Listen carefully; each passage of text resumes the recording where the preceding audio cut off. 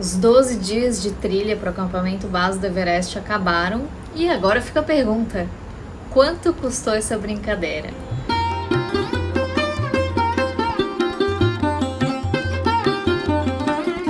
Então assim, a gente vai colocar tudo detalhado no semchaves.com, todas as conversões para rupia nepalesa, para real, porque a gente vai passar os preços em dólar aqui, que é como as agências lá em Katmandu cotam. Aqui só em dólar e meio jogo rápido, porque né, sem tempo, irmão. Bom, vamos lá. O primeiro gasto, um dos maiores, avião. A gente partiu de Katmandu para Lukla e depois de Lukla a gente foi para Ramshep, que fica ali umas 5 horas de carro, porque era mais barata a passagem. Nós gastamos $800 os dois. E sempre lembrando que todos os preços que a gente vai passar são para nós dois, casal, que estivemos lá em março de 2025. Exato. A gente fechou tanto o avião quanto o guia por uma agência, a Adventure Master Track, e a comissão da agência ficou em $200, tá? Então a gente pegou quanto gastou da passagem aérea, quanto gastou do guia, que a gente já vai detalhar para vocês, e quanto que a gente pagou para a agência, então deduziu esses outros 2 itens, né? Ficou a comissão da agência, mas do que você fechar com eles, porque assim, a gente fechou só avião e guia, mas você pode fechar com hospedagem, com alimentação, tem vários pacotes, eles são bem flexíveis nisso, tá? Mas do que você fechar, normalmente eles ainda vão cobrar 10%. Desses $200, o Raj, que é o dono da agência, falou pra gente que eles também pagam o seguro do guia e tem outros pormenores aí. Enfim, ninguém tá aí pra perder dinheiro, é um negócio afinal de contas, né? A gente conseguiu não pagar a comissão de 10% porque a gente fez uma parceria com eles, por isso que a gente indica, mas não só por isso, mas porque a gente já chegou neles indicado também. E a gente contratou o guia, o Gid, $25 a diária, sempre lembrando, para nós dois, e depois é sempre recomendado você dar uma gorjeta. Dizem de $60 a $100, e no fim das contas a gente gastou com ele, né, $368,68. Também é possível você contratar o carregador, o porter, e normalmente a diária deles gira em torno de $15. E também é recomendado você dar uma gorjeta ao final da experiência. Como a gente já falou, a trilha ela é autoguiável, mas alguns fatores, né, nos levaram a contratar o guia, principalmente a questão das acomodações, de a gente não ter que fazer essa pesquisa por conta própria no fim da trilha, né, de cada dia, e também o mal da altitude ali. Eu sou do nível do mar, então por mais que já tivesse tido em altitude, nunca tinha estado tanto tempo, e aí é uma segurança a mais, né, ter alguém que conhece, que sabe como as coisas funcionam para estar ali, mas realmente o que é completamente desrecomendado é você fazer a trilha sozinho, então pelo menos um coleguinha tem que ter. Bom, próximo item, hospedagem. Nós gastamos $79,53 no total. As hospedagens que envia era o JIT. Elas têm um desconto como você consome alimentação lá, caso você decida consumir fora, aí paga bem mais caro. E aí os quartos, exceto Lukla, o banheiro era sempre fora, né? Lukla era uma suíte com banheiro, e exceto acho que 2 lugares ali que tinham cama de casal, o resto era tudo 2 camas de solteiro. E a gente pagava em média 1.000 rupias nepalesas nesses lugares. Em Perit a gente pagou 500 rupias, e em Lukla a gente pagou 2.000, mas também porque tinha um banheiro, então dá sempre elas por elas. E a gente ouviu falar também que é possível você não pagar hospedagem se você negociar com o proprietário, porque você tem um grupo, enfim, vai de cada um. A gente não negociava, chegava, é 1.000 rupias, vamos pagar 1.000 rupias. E você consegue isso da hospedagem de graça fora da alta temporada, que começa ali fim de março, início de abril. E no segundo semestre tem uma outra alta temporada, se não me engano é setembro e início de outubro. Em banhos, a gente pagou no total $20,60. Eles giravam em torno de 500 a 800 rupias nepalesas. É recomendado você evitar banhos acima de 4.000 metros de altitude, porque daí banhos com água quente, você pode tomar banho de água fria.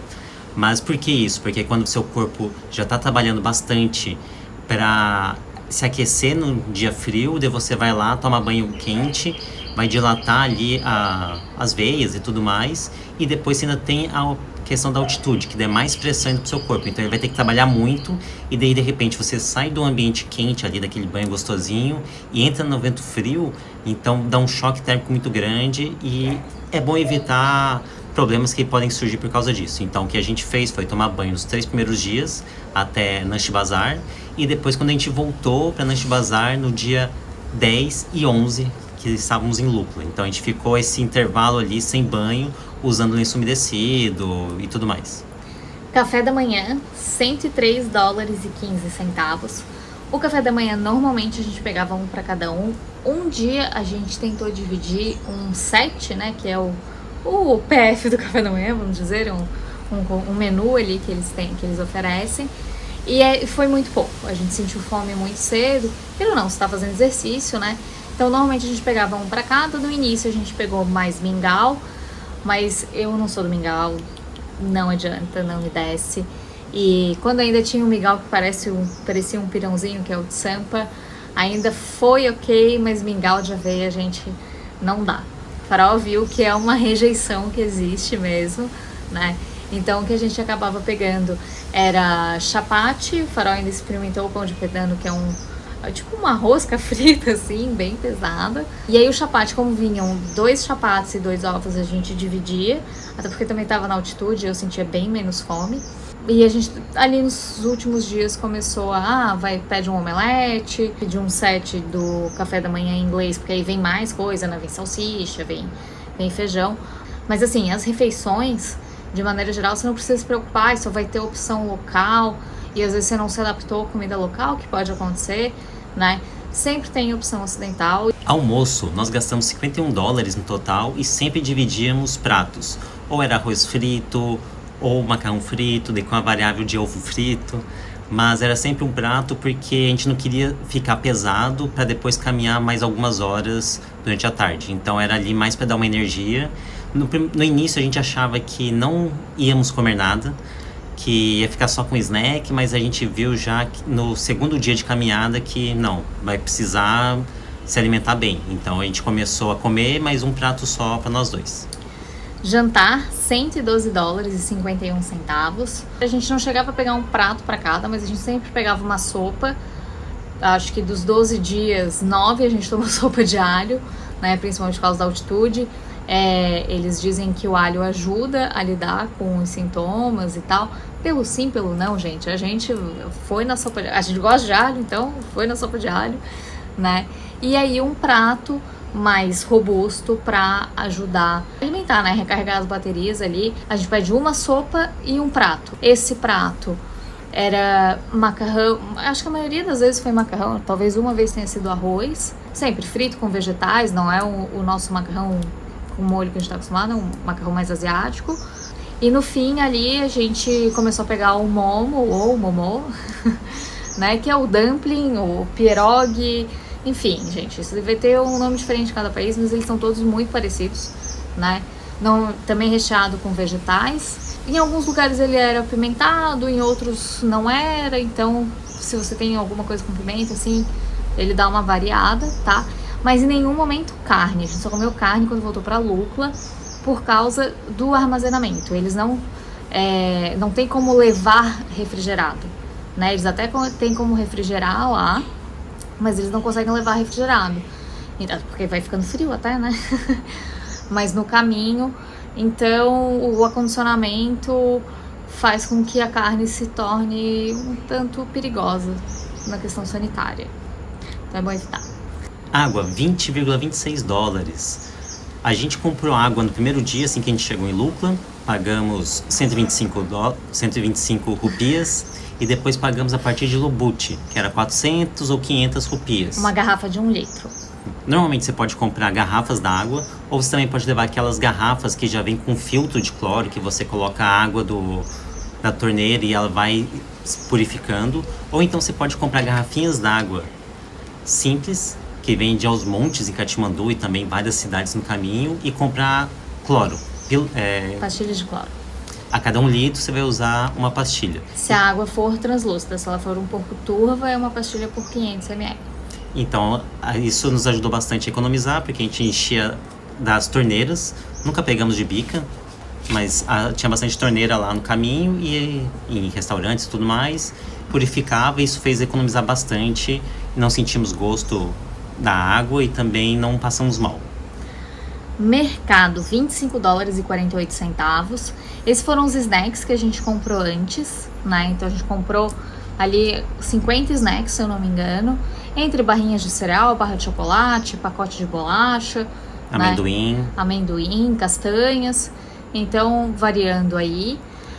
Sobraram alguns snacks, não foi muito que sobrou, né? A gente, na verdade, deveria ter consumido um pouco mais. Teve uns dias ali que a gente ficou com fome na trilha, mas não queria parar, tava com preguiça de parar, aquelas coisas, né? A conta ali foi, acho que justa. E aí, também no mercado, a gente comprou pastilha para dor de garganta, vaselina para passar no pé e evitar calo. É uma dica que eu passei aí no dia 11, se eu não me engano, no início do vídeo do dia 11. E sachê de shampoo e condicionador. Esse trava-língua foi bom. Tá? É porque aqui na Ásia é muito comum encontrar esses sachês, tá? Eles são desse tamanho, mais ou menos. Você vai ver enfileirado assim, porque é de destacar. Tinha do shampoo anti-caspa pro faraó. E aí, shampoo simples, gente. Assim, ó, Dove e Sunsilk, que é o equivalente da seda aqui na Ásia, tá? Claro, dependendo do lugar que você for, você vai encontrar mais variedade. Tipo um 7-Eleven da Tailândia, tá?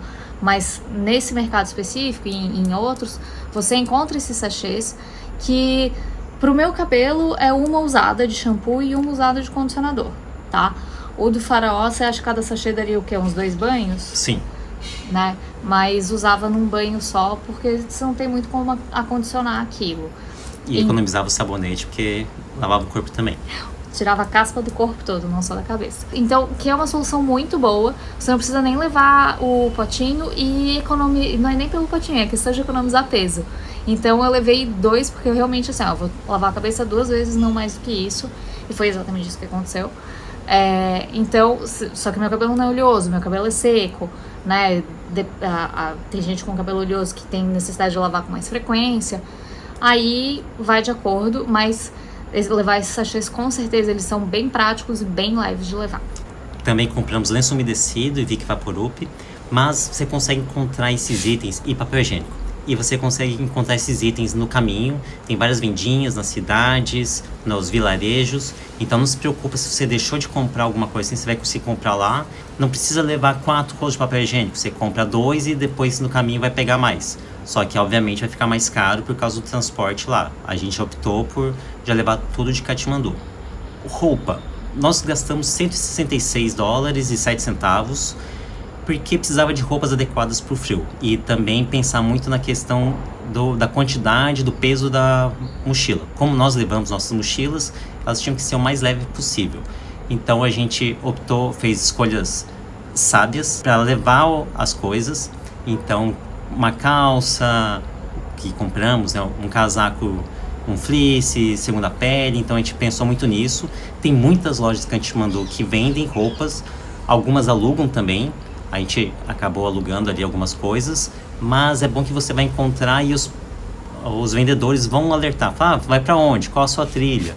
Então é bom levar isso, bom levar aquilo. E aí você vai ter que levar em conta o que eles estão falando. Nos aconselharam, por exemplo, a levar 2 pares de luva. Uma mais fina e uma mais grossa para as altitudes maiores. Optamos por não comprar essa mais grossa e não sentimos tanto frio assim. Precisava da luva mais de manhã, que estava mais frio, mas depois de 1 ou 2 horas de caminhada já esquentava e já guardávamos as luvas. Então seria mais algo para pesar na mochila, para ocupar espaço. E tem algumas lojas oficiais, Columbia, North Face, algumas outras marcas, e tem muitas lojas falsificadas. Daí vai de acordo com o seu orçamento, sua vontade de investir dinheiro nessas peças. Aluguel, $32,97. Nós alugamos 2 itens cada. Então, um saco de dormir menos 20 graus e uma super down jacket, que era aquele casacão, que a gente acha que era mais inteligente investir num casaco mais eficiente e menos volumoso, né? E não tanto pelo volume, porque coube ali, as coisas couberam bem tranquilamente, mas pelo peso. Tudo é peso quando você tá levando suas próprias coisas, e mesmo quando não tá, né? Ali na trilha, ali, você tem um limite do que você pode despachar e do que você pode levar. Mas então, acho que um casaco mais fino e mais eficiente seria melhor. E como é tudo a questão de camada, a gente era só colocar mais camadas com esse casaco e não passaria frio, né? Mas o saco de dormir é bom sim levar, porque em Gorakchep foi onde a gente usou e realmente estava muito frio. A gente estava com os edredons, mas ainda colocou mais o saco de dormir e ainda dormiu junto, pra vocês verem, né? Então, pode ser que você não sinta a necessidade, mas gente, esse 1 kg de saco de dormir é algo que eu realmente reservaria espaço e peso para ele. Taxas dos parques, 82,42 dólares. São 2 taxas diferentes que você vai pagar já no primeiro dia, 3.000 rupias nepalesas cada, e você paga em espécie. Internet, 20 dólares e 60 centavos. A gente comprou chip, super baratinho, o chip mais o pacote lá de 20 GB, que não tinha necessidade, para 30 dias deu 7 dólares, se eu não me engano, tá? Não tá nessa conta da internet, essa internet da trilha especificamente. Por quê? Em Dingbot e nas cidades mais pra frente, não pega mais a internet, pelo menos não a da NCell, que foi a que a gente usou e que foi recomendado pra gente que seria o melhor sinal, tá? Então, a gente, como queria avisar a família, tinha o Instagram pra ficar ali de olho, produtor de conteúdo, essas coisas, mas principalmente assim, ter a segurança, né, de avisar a família e tal, isso era uma coisa importante principalmente pra mim. A gente pagou a internet em alguns lugares e aí, no total, deu esses 20 dólares e 60 centavos. No primeiro lugar foi a Wi-Fi que a gente comprou dele ali. E na verdade seria 1.000 rupias por pessoa, mas ele pegou e falou, não, vou colocar aqui pra vocês dois, não tem problema. Em outros 2 lugares que a gente pegou, era um cartãozinho que você raspava e colocava o código e valia por 24 horas. Então você poderia estar na trilha e conseguiria acessar a internet. Não precisava do modem que nem foi na primeira hospedagem. Recarga de celular, powerbank, 13 dólares e 5 centavos. Nas primeiras cidades que tem energia elétrica, você Fez-se a luz. Você consegue carregar as coisas de graça, mas a partir de Namche Bazar, que daí já é energia solar, daí você acaba pagando ali. Depois de Namche, né? Namche ainda tem energia com fio. Daí você acaba pagando ali as recargas, daí vai 500 rupias, 800 rupias, depende, eles deixam bem claro se é o celular, se é powerbank de tantas voltagens é um preço, se é powerbank de outra voltagem é outro preço, então vai de acordo ali com a demanda. Uma coisa que a gente não contratou foi o seguro, porque a gente já tem um seguro de saúde, ele não é um seguro de viagem, mas que ele tem remoção, quando precisa ir para o hospital tem uma coisa específica, ele tem esse transporte incluído, tá? Um ponto de atenção é que muitos seguros, eles colocam uma limitação de altitude, o nosso não tinha essa limitação de altitude, a limitação dele é quanto a esportes radicais, e aí a escalada tá colocado assim, hiking, porque é em inglês, é um seguro alemão, então as coisas estão em inglês. É um hiking que quando precisa equipamento especializado, específico para isso. Não era esse o caso, né? Era uma trilha, não era nem um hiking, era um trekking, então estava coberto. A gente não precisou colocar a prova, ainda bem, né? Mas quando você for contratar um seguro, é bom prestar bastante atenção nessa questão. Parece que a World Nomads não oferece mais para brasileiro. A gente falou com uma brasileira que, se eu não me engano, contratou pela IATI, que é IATI, é uma empresa portuguesa, né, mas que oferece seguro para brasileiro. Eu já viajei com eles, mas seguro é uma coisa que você só sabe se é bom ou não quando aciona, não precisa acionar, ainda bem.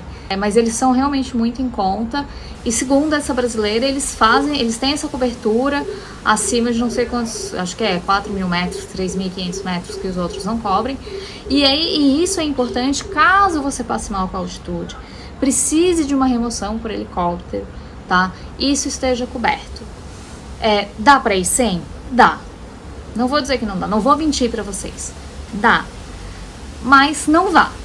Entendeu? Acho que esse é o tipo de economia que não vale a pena fazer, porque a maioria das pessoas não é acostumada à altitude, tá? Então, assim, a não ser que você seja um trilheiro de montanha, muito experiente, você sabe como você reage, você sabe que não vai ter problema, o que a gente nunca sabe, quer arriscar? Conta em risco, é por sua conta em risco. Agora, assim, ó, realmente, porque se você precisar, você vai ficar com uma conta de $6.000 depois, tá? Foi o que falaram pra gente, que custa, e é mais ou menos isso mesmo.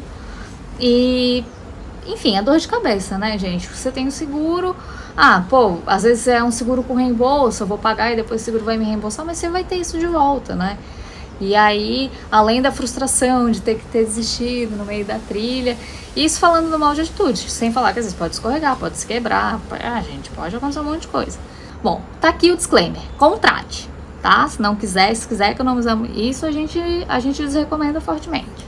E agora verbalizando o nosso seguro de saúde, a Genki, é um seguro de saúde em si, não é de viagem, então eles não têm seguro para mala extraviada, perda de documento, essas coisas que envolvem viajantes. A gente contratou por ser de saúde, voltado para nômade digital. Então, já usamos, eu usei particularmente lá em Angola, quando tive pedra no rim, e eles reembolsaram 99%. 1% era a taxa do... É que ele é coparticipação.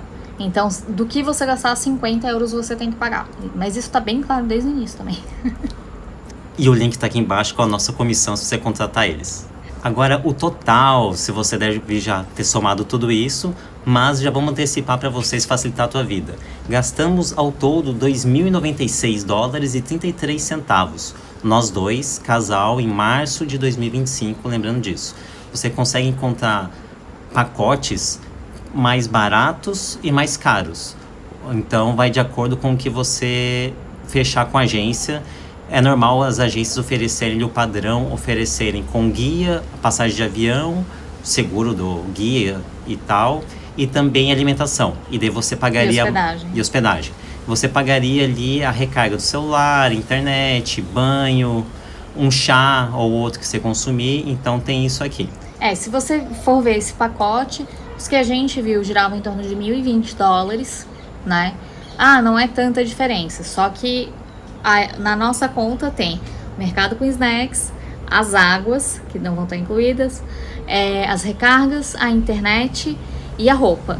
Então, assim, do nosso, para esses pacotes aí de $1.020, dá $120 diferente. O nosso dá mais ou menos $900 por pessoa, né? E esses pacotes é de 1.020. Duas coisas que é bom prestar atenção. Uma é o aeroporto de saída, que a gente saiu de Katmandu, mas voltou para Ramchhap. E Ramchhap você vai pagar uns $15 até Katmandu. Isso não tá na nossa conta. Tem que ver certinho para não ter um gasto surpresa. E também a questão de se planejar para o deslocamento. E o outro ponto de atenção são as hospedagens. Que hospedagem é essa que você vai ficar? Vai ter banheiro dentro do quarto ou banheiro fora do quarto? Vai ter o Wi-Fi incluído ou o Wi-Fi não é incluído? Ter o banho, né? A alimentação é café da manhã e jantar ou são as 3 refeições do dia, né? E também tem que incluir aí a gorjeta do guia, que não vai estar no pacote, tá?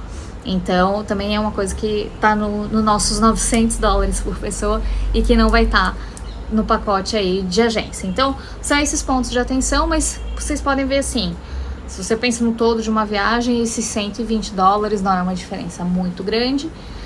Pra gente, né, que a gente tá viajando aí, tá na estrada, então pra gente fazer diferença, e a gente queria justamente ver quanto que era por conta.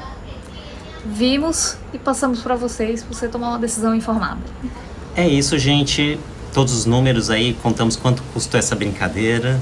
É um número que assusta quando você pensar no todo, mas também pensar que você está no meio do nada, você está subindo uma trilha que não tem muita alternativa de hospedagem, procurar um hostel, variações mais baratas. Também, às vezes, não tem cidade que não tem uma hospedagem mais luxuosa, acaba sendo todo mundo ficando na mesma... as coisas são meio padronizadas, né?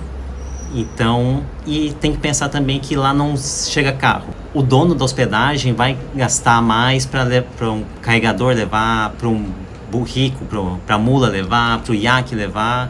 Vai custar caro esse produto. Então, quanto mais alto você subir, mais alto vai ficar o preço. Não tem como fugir disso, você vai ter que levar todos os seus itens para evitar gastar lá em cima, só que é isso, você vai evitar jantar, daí a hospedagem vai ficar mais caro. Então você tem que dançar conforme a música. É isso, gente. Espero que tenha ajudado, que tenha informado e que tenha, apesar das minhas dificuldades de respirar e de completar, tenha de alguma forma inspirado vocês. Quem sabe a gente não ouve vocês falarem aí que foram pra lá inspirados pela gente ou aproveitar nossas dicas. Se forem e foi útil o nosso conteúdo, por favor avise aqui pra gente sentir esse calorzinho no coração. Tchau!